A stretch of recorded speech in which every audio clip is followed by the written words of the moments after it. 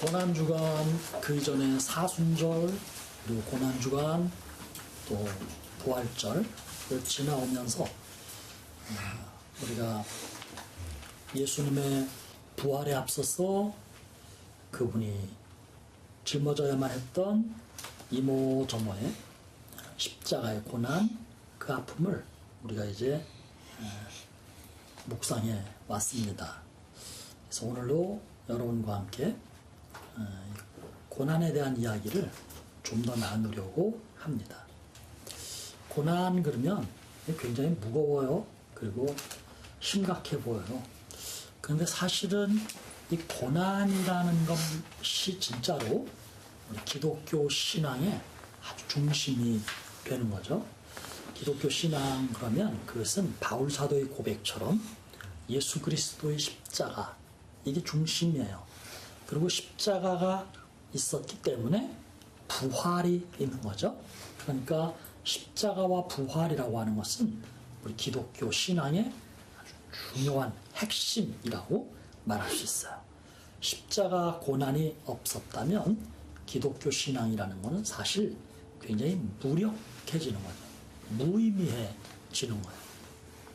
이 고난이 비록 무겁기도 하고 더러는 심각하기도 하지만 예수 그리스도가 겪으셨던 고난 속에, 그리고 오늘 본문 말씀을 통해서 우리에게 말씀하고자 하는 이 그리스도의 남은 고난이라고 하는 개념이 우리에게 주는 메시지가 굉장히 큽니다.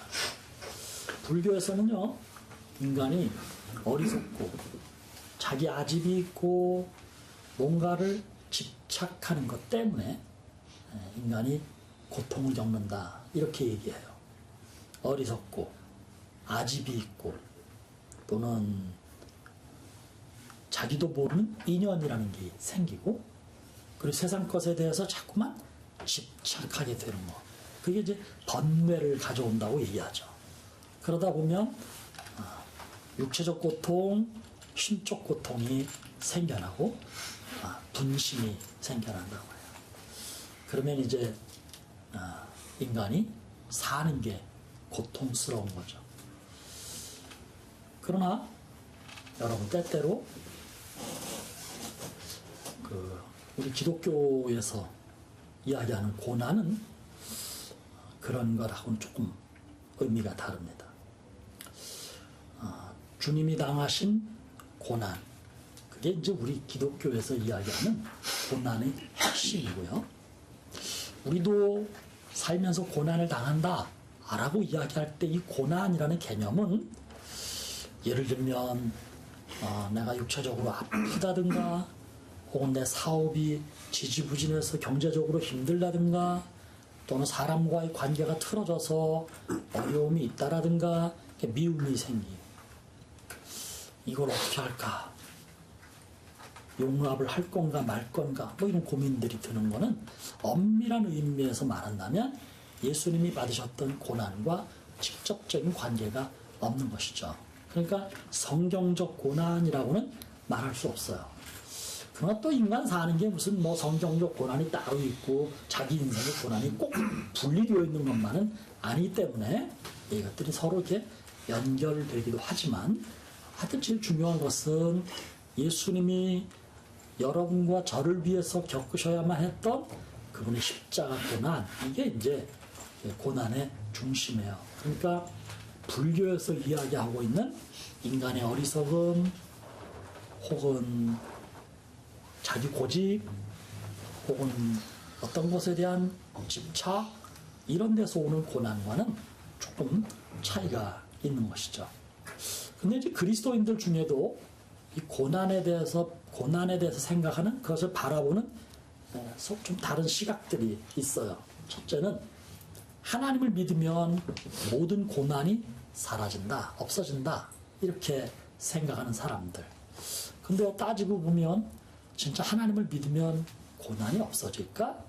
그냥 멀리 갈 것도 없이 여러분만 보더라도 여기 계신 분들이 다 신앙생활 열심히 하고 있고 열심히 하려고 하죠. 그런데 그럼 여러분의 삶은 언제나 탄탄대로를 걸어왔습니까? 제가 일일이 물어보지 않겠지만 그런 분은 여기 아무도 없을 거예요. 성경 인물들도 마찬가지예요. 야곱이라는 사람 아시죠? 이스라엘 12지파의 아버지.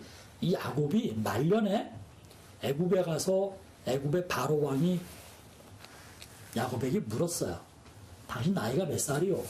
그랬더니 야곱이 제가 지금 나이가 130인데요. 아주 험한 세월을 살았습니다. 이렇게 말해요. 험악한 세월을 살았노라고 회고해요. 그는 평생 하나님과 동행하던 사람이었어요.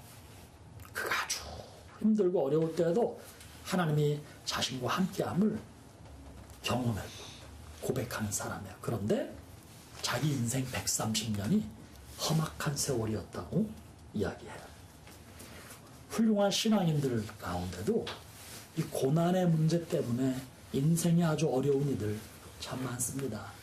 하나님 잘 믿어도 고난은 없어지지 않거나 하나님이 우리를 너무나 사랑하셔서 푸른 초장, 맑은 물가로 늘 인도하신다고 고백하지만 사실은 여러분 한 번 한 번에도 물어봐도 아마 제가 지금 푸른 초장 맑은 물가에서 너무나 행복합니다. 이렇게 대답할 수 있는 분 우리 가운데 몇 분이나 될까요? 하나님 믿으면 고난이 다 없어진다라고 생각하거나 말하는 것은 약간의 문제가 있어요. 옛날 사람들이요, 그 샤머니즘인데요, 이 부적이라는 거 있죠. 부적. 몸에 이렇게 붙이고 다니죠. 여기다가도 붙이고, 이 안에다가도 붙이고, 혹은 집에도 막 이렇게 붙이고 있는. 그걸 붙이고 있으면 재앙이 피해간다 이거예요.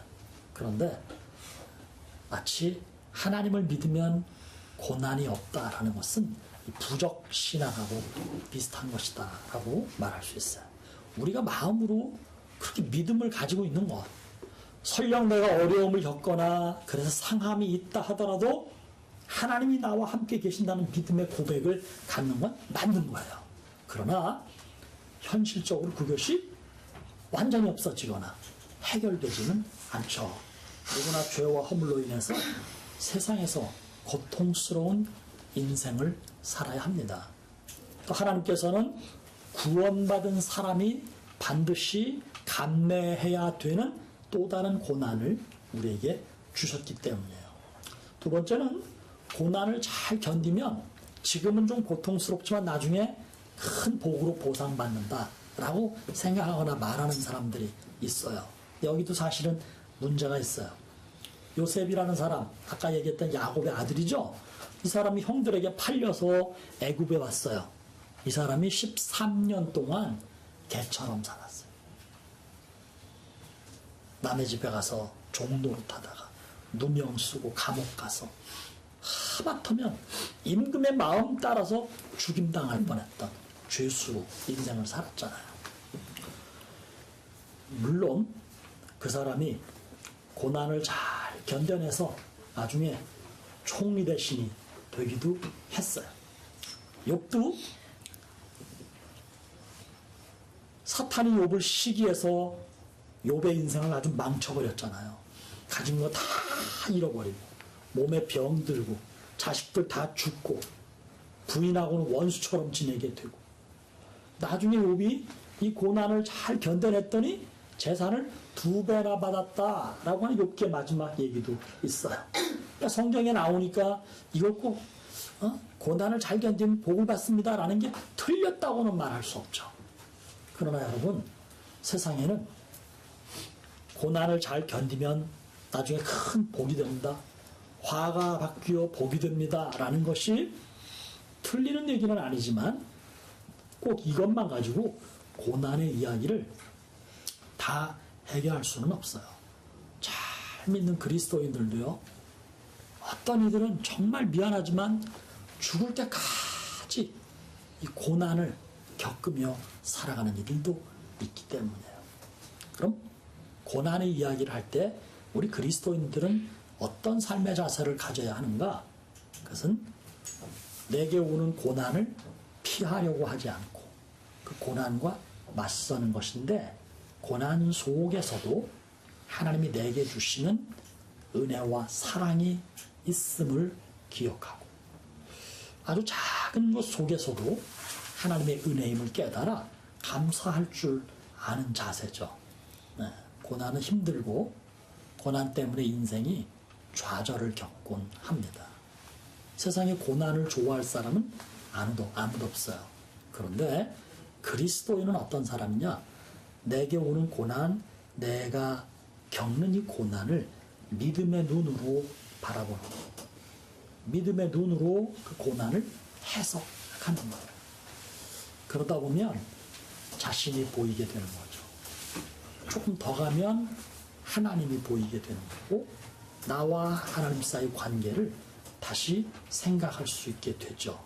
그래서 믿음이 생겨나고 인격적으로 좀 더 성숙해지는 것.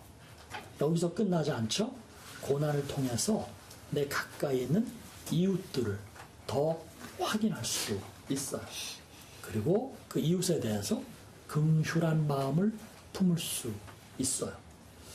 더 나아가면 하나님 중심의 삶을 살면서 나 위에 십자가 지신 예수 그리스도 그분의 고난은 어떤 의미일까를 묵상하게 되고 내가 가고 있는 이 고난의 길이 예수 그리스도께서 내게 명하신 십자가의 길임을 깨닫는 사람이죠. 고난을 운명이나 팔자 탓으로 돌리지 않고 신앙의 눈으로 고난을 바라보거나 그 고난을 해석하거나 그 고난을 자기에게 적용할 줄 아는 사람, 네, 그가 그리스도인이라는 것이죠.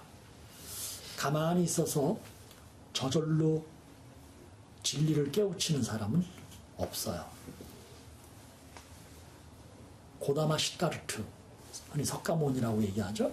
이분이 보리수 나무 밑에서 인생을 깨우쳤다. 생로병사를 중심으로 해서 인간이 얼마나 고통스러운 존재인가, 어떻게 이 고통을 이겨내며 극복할 것인가를 깊이 묵상하며 깨달았다고 해요.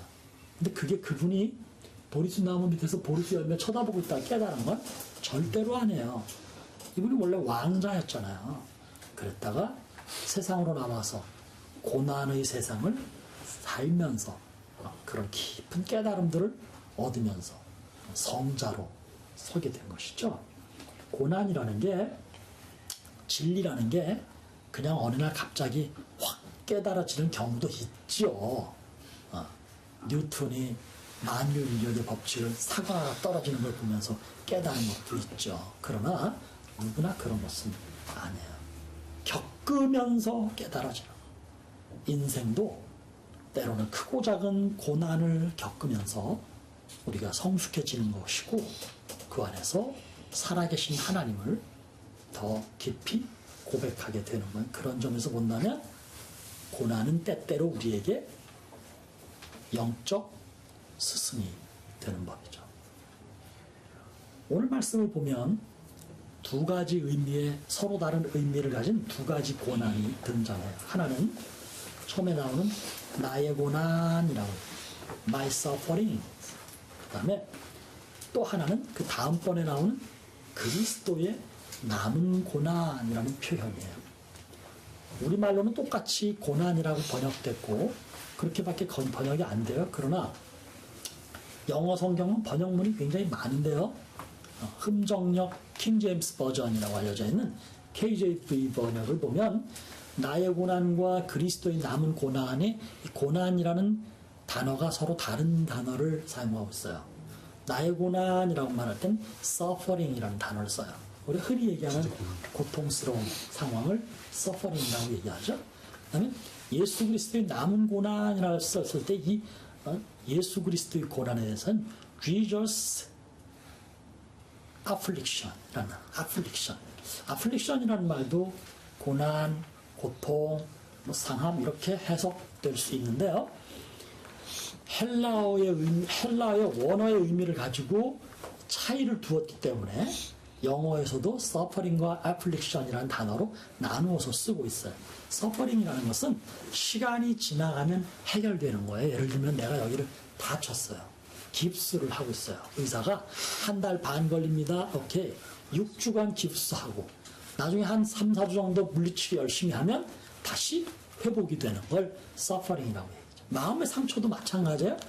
그때는 너무나 아프지만 시간이 지나가서 잊혀지기도 하고 또 살다 보니까 그것이 아물기도 하는 것, 이런 것을 서퍼링이라고 얘기하죠.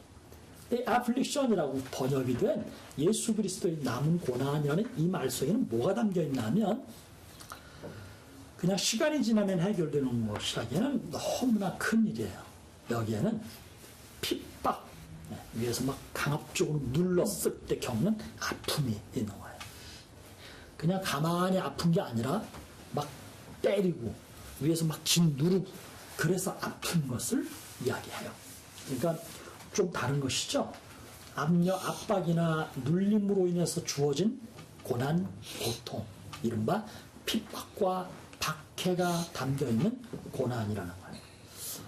예수님이 겪으신 고난은 핍박과 박해가 있는 프레스가 아주 강력한 그런 아픔이고요. 우리가 겪는 고난이라고 하는 것은 시간이 지나면서 해결이 될 수 있는 그런 고난이다. 이렇게 이제 차이를 두고 있어요. 문제는 예수 그리스도의 고난인데 그 앞에 뭐라고 썼는가 하면 남은 고난 이렇게 말했어요. 채워지지 않은 고난, 그게 있다라고 얘기해요. 그러니까 우리가 이제 조금 당황스러워지는 거죠. 네. 보세요. 예수님이 이 땅에서 고난을 당하셨는데 예수님의 고난 속에는 여러분과 저를 구원하시기 위한 고난이었어요. 그래서 십자가 고난이에요. 그리고 예수님이 그 십자가의 고난으로 우리를 구속한 다음에 우리에게 숙제를 하나 주셨는데 그게 뭐냐면 교회를 세워라 라고 하는 숙제였어요. 그러니까 예수님은 이미 세상에서 십자가를 지는 고난을 통해서 우리를 구원해 주셨고요. 우리에게 남겨주신 숙제는 너희는 이제 이 땅에서 교회를 세워라. 그래서 예수님의 제자들을 중심으로 하는 수많은 초대교회 사람들이 교회를 세우느라고 많이 힘들었던 거죠. 그래서 이 그리스도의 남은 고난이라는 게 도대체 뭘까? 아니, 예수님이 뭐 십자가를 지시고 고난을 당하셨는데 그분이 당한 고난이 뭔가 부족한가? 그래서 야, 내가 받은 고난이 이만큼인데 그 다 못하고 요만큼 다 못했어. 요만큼 남아있어. 이거 너네들이 해야 돼. 그렇게 말씀하신 건가? 그건 아니라는 얘기예요. 그분이 우리를 위해서 겪으셔야만 했던 구속을 위한 십자가 고난은 완벽하게 처리하셨어요.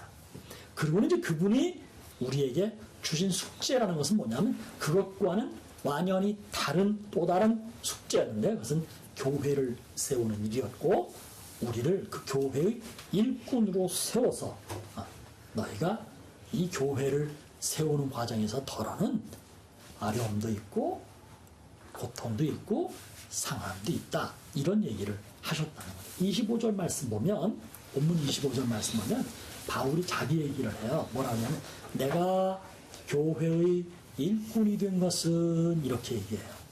여기서 이제 일꾼이라는 단어가 헬라어로 디아코노스라고 하는 단어를 써요. 이 디아코노스라는 단어가 일꾼이라는 용어예요. 그러니까 옛날에 귀족들이 살았죠. 그 귀족들 가운데는 귀족들이 사는 집에는 반드시 하인들이 있었어요. 그 하인을 뭐라고 불렀냐면 디아코노스라고 불렀던 거예요. 약간 좀 격 있는 단어로 쓰면 집사예요. 집사. 교회 집사 이전에 옛날에 집사라는 게 있었잖아요. 집안에서 그 집에서 일 맡은 사람을 집사라고. 머슴 하인을 부를 때 집사라고 불렀던 거예요. 근데 이것을 바울 사도가 어디로 가져온 거냐면 교회 안으로 이 디아코노스, 하인, 집사라고 하는 걸 가지고 왔어요. 그리고 교회의 일꾼이라는 용어를 쓸 때 디아코노스 이렇게 불렀던 거예요. 요즘 식으로 말하자면 목사인 저나 여러분들 우리 중에는 아직 장로님은 안 계시지만 장로든 권사든 집사든 교회에서 직분자로 살아간 사람들을 통칭 일컬어서 뭐라고 부르는가 하면 디아코노스, 일꾼 이렇게 부르는 거예요. 꼭 집사만 디아코노스라고 부르는 것이 아니라 섬기는 자리에 있는 모든 이가 바로 디아코노스, 일꾼이라는 이야기예요. 이 바울이요, 교회의 일꾼이 된 것은 그리스도의 남은 고난을 내 육체에 채우기 위해서 하나님이 나를 일꾼으로 삼으셨다. 이렇게 고백하고 있는 거예요. 여러분, 예수님께서 십자가를 지심으로 구원의 문제를 해결해 주셨어요. 우리는 다 구원받은 사람이에요. 그러니까 내가 예수님이 십자가 지신 것으로는 부족하니까 내가 구원받기 위해서 뭔가 더 해야지, 이건 틀린 해석이에요.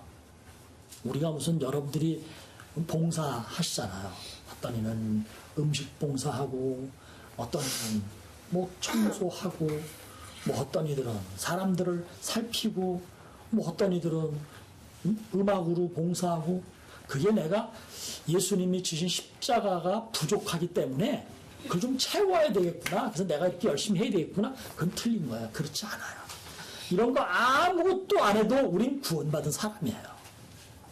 우리의 고난이라는 것은 뭔가 하면, 구원받은 그게 너무나 감사해서, 주님 제가 뭘 할까요? 그래, 너는 교회를 세워야지. 내가 베드로에게 제일 먼저 너의 고백 위에 내가 내 교회를 세우노라 라고 이야기했지 않냐? 그게 이제 베드로랑 그 제자들이 초대교회를 세웠지 않느냐? 그리고 교회가 면면이 이어져서 2000년 동안 이어지면서 오늘 너에게까지 이르지 않았느냐? 그러니까 언제 너도 그들처럼 교회를 세우는 일을 감당해야 된단다. 이렇게 말씀하시는 거예요. 그래서 세운다는 표현은 꼭 빌드업만 얘기하는 것은 아니에요. 유지시켜가는 것도 교회를 세우는 거예요. 우리가 감당해야 될 것은 십자가로 구속받은 하나님의 사람들에게 주신 교회를 세워가는 일, 그게 바로 우리에게 주신 고난이 의미해요. 골로새서 1장 18절을 보면 그리스도는 몸인 교회의 머리다, 이런 말이 나와요. 본문 24절에도 그리스도의 몸된 교회, 이렇게 말씀하셨어요. 에베소서 1장 23절에서 교회는 그리스도의 몸이라고 표현해요. 여러분하고 제가 퀴즈를 한번 해보겠습니다. 그리스도는 교회의 뭐다? 이게 굉장히 헷갈려해요. 예수 그리스도는 교회의 뭐다? 머리. 교회는 예수 그리스도의 뭐다? 몸. 이 굉장히 간단한 건데 말이 복잡하니까 자꾸 헷갈려요. 교회는 예수 그리스도를 머리로 하는 그분의 몸이에요. 예수님은 몸된 교회의 머리가 되셔요. 자, 여러분, 머리와 몸이 분리될 수 있어요? 없어요? 분리될 수 없잖아요. 분리되면 어떻게 된 거냐? 죽은 거지, 그지? 뭐 간단합니다. 죽은 거. 그러니까 예수 그리스도와 교회는 하나예요. 이걸 바울의 그 경험에서 이야기해 볼 수 있어요. 바울이 이름이 사울이었을 적에, 그가 예수 믿는 사람들을 너무나 미워해서 잡으러 다닐 적에 다메섹이라는 거, 지금 현재의 진영으로는 다마스커스, 시리아죠. 수도 다마스커스인데요. 거기로 사울이 가다가 예수님의 음성을 들어요.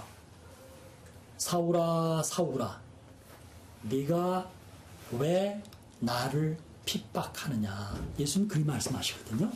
자, 지금 예수님은 그 사울을 그렇게 말씀하실 때 그 당시를 생각해봐요.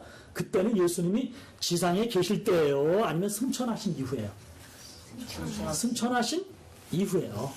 부활하시고 승천하신 이후예요. 즉 예수님은 그 당시 그때 땅에 계시지 않을 때예요. 그런데 예수님이 사울에게 뭐라고 물었냐면 네가 왜 나를 핍박하느냐 물으셨어요. 무슨 말이에요? 이 땅에 계신 예수님을 막 십자가에 매다놓으라고 핍박한 게 사울이에요? 그건 아니죠. 지금 사울은 무슨 짓을 하고 있어요? 예수님을 믿는 사람들을 핍박하는 거죠. 예수님을 핍박한 건 사실상 아니에요. 예수님을 믿는 사람들이 모인 공동체, 그걸 교회라고 얘기했는데 사울이 지금 그 교회를 핍박하러 가는 길이었거든요. 예수님은 네가 왜 교회를 핍박하느냐? 네가 왜 나를 믿는 사람들을 핍박하느냐? 이렇게 묻지 않으셨고 직접적으로 물으셨어요. 네가 왜 나를 핍박하느냐? 여러분 이해가 되십니까? 네. 나는 머리고 나를 믿는 이들은 내 몸인데 내 몸을 핍박하고 공격하는 너의 행위는 나를 핍박하는 것이다. 이리 말씀하신 거예요. 그러니까 예수 그리스도와 교회의 관계는 어떤 것인지 우리가 정확하게 알 수 있는 거잖아요. 그래서 신학자들 가운데는 조금 어려운 얘기로 교회를 성육신하신 예수 그리스도의 진행형이라고 얘기해요. 즉, 이 땅에 오신 예수님이 교회를 통해서 여전히 이 땅에 우리와 함께 계신다. 이렇게 이야기하는 거예요. 여러분, 오늘 예수님께서 바울 사도를 통해서 그리스도의 남은 고난이라고 말씀하셨는데 그것은 예수님은 여러분과 저를 위해 십자가에 죽으셨어요. 그 죽음으로 우리는 구원을 받았어요. 그런데 구원받은 우리를 세우셔서 이 땅에 뭘 이루시고자 하는 거냐면 교회를 이루시고자 하는 거예요. 교회를 세우고 그 교회를 다듬고 그 교회를 성숙시켜야 가야 할 책임이 우리에게 있다는 것이죠. 성경 한 곳만 같이 찾아보겠습니다. 베드로전서 2장 21절입니다. 뒤로 조금 넘기면 베드로전서 2장 21절 말씀. 요즘에는 뭐 성경책을 그냥 이렇게 모바일 폰으로도 보곤 하지만 옛날에 다 성경책 들고 다녔잖아요. 성경 찾는 게 아주 큰 숙제 중에 하나였어요. 그래서 저는 부목사 시절에 세례 공부할 때 그때는 이제 세례 말고 학습이라는 게 있었어요. 학습 공부를 시킬 때 다른 거 안 하고요. 성경 찾는 것만 시켰어요. 그래서 그냥 저랑 학습 공부를 한 사흘 정도 하는데 6시간 정도 하는데 그 시간 내내 성경만 찾는 거예요. 아모스 몇 장, 뭐 아모스가 어딘지 어떻게 찾아 그 사람이. 네, 그 성경 목차 노래도 불러가면서 장세기 출애굽의 위기 노래도 불러가면서 성경 찾는 것만 자꾸 최소한 세례교인이 되면 성경은 좀 이렇게 빠르게 찾을 수 있어야 되지 않느냐 그런 뜻으로 성경 찾기를 가르쳤어요. 베드로전서 2장 21절 함께 읽어봅니다. 시작.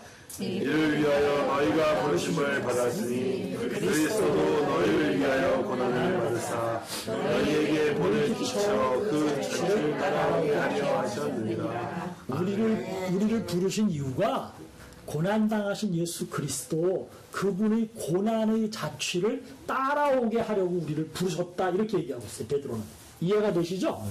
여기서 굉장히 중요한 단어가 하나 있어요. 그래서 뭔가 하면 그 너희에게 본을 끼쳐 이렇게 본이라는 거예요. 본.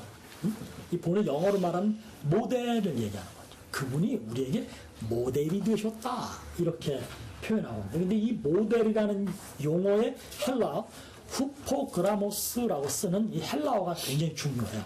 이 후포그라모스라는 단어는요. 후포라는 단어와 그라모스라는 단어가 합성된 건데 후포는 어디 아래 언더라는 뜻이에요. 그라모스라고 얘기하는 것은 쓴다라는 얘기예요. 이거 합치면 어떤 뜻이 되냐면 지금은 그런 거 잘 안 합니다.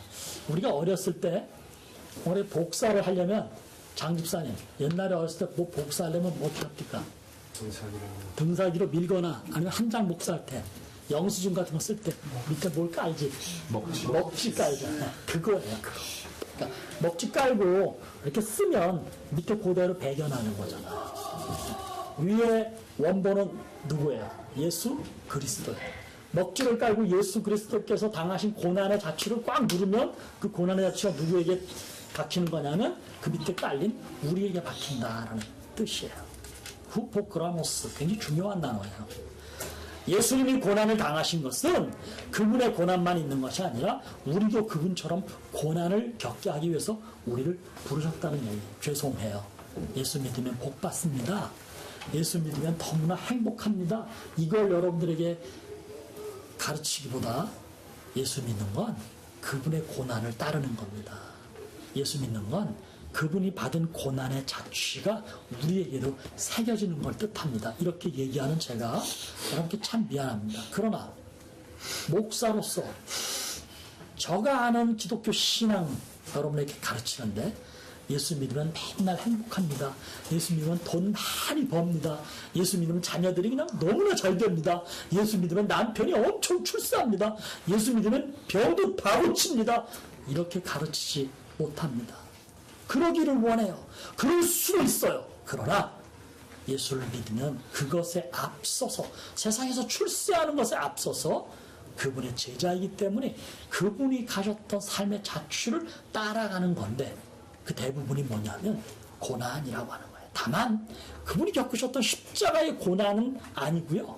이제 우리가 모여서 교회를 세우고 이 교회를 성숙시켜 가는 과정에서 겪거나 필요한 고난이 우리에게 있다라는 이야기죠. 사랑하는 성도 여러분, 교회는 예수님의 몸이고 예수님은 교회의 머리가 되십니다. 우리가 교회를 사랑한다라는 것은 예수 그리스도를 사랑한다라는 것이 또 다른 표현이에요. 예수님을 사랑하는 사람은 교회를 사랑할 수밖에 없어요. 우리 자녀들이 있는데 여러분이 교회를 나와서 예배를 드리는 것, 이게 예수님을 사랑하는 거예요. 여러분이 교회 와서 들은 한마디라도 기억을 하고 내가 그렇게 살아야지 라고 마음먹는 것, 또 그렇게 살아가려고 조금이라도 애쓰는 것, 그게 예수님을 사랑하는 행위예요. 어른들이 있는데요, 교회를 사랑해서 이 교회를 세워가고 이 교회를 유지시키고 이 교회를 좀 더 성숙하게 만들어가는 과정에서 여러분이 물질적으로 어려움을 겪거나 마음에 상처가 생기거나 사는 것이 좀 힘들다면 그것으로 인해서 이미 예수 그리스도를 깊이 사랑한 것입니다. 그분은 그 이유 때문에 우리에게 교회를 주신 것이고 우리를 부르셨으며 우리를 교회 일꾼으로 삼으신 거예요. 그걸 감당하는 것이 그리스도의 남은 고난입니다.